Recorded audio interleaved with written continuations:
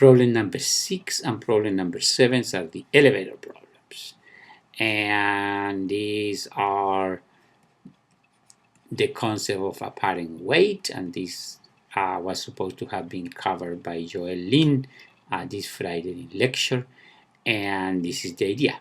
I'm going to just give you the basic idea of apparent weight. The situation is the following. When you step on a scale, this is on a scale, and you step on a scale, then the free body diagram for you is that the scale push up on you with a force N, and the planet pulls down on you with your weight, and then you also push on the scale with the action-reaction pair of this one.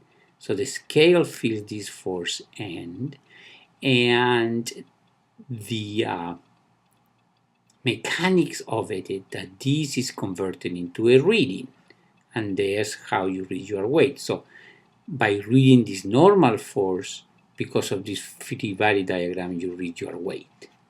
Of course, everything changes if you are inside an elevator, because if you are inside an elevator and the elevator, let's say, is going up with an acceleration a, then your free body diagram is still this, but the Newton's law is now you have to write it in this way. So, but still, this is what the scale reads. So what the scale reads when you are accelerating up is g minus a. And the opposite happens when you are going in the down direction. So let's keep on going, and now we go to problem number 8. And problem number 8 is you are at the top of Mount Everest. We've done this analogy before. Remember that the acceleration of gravity is this number here. Why? Because this cancel, you call this g.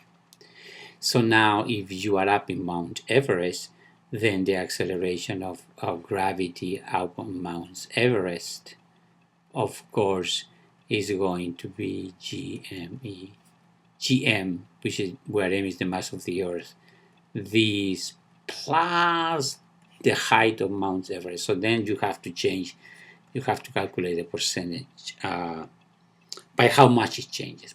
So you will probably have to take the difference. Problem number 9 is like problem number 1. Is again when you pull trains, and of course, if you're pulling trains and you're pulling a lot of carts, and you are going, let's say, in that direction there, then this one is pulling on the rest of them in the opposite direction, but it's equal and opposite of that one, and this is just this mass times the acceleration. And the acceleration is known by the total mass. Problem number 10 is a problem of a free body diagram, and where the forces are up to 0 because the object is at rest. So the free body diagram of the neck in this particular case will be the weight, which is given.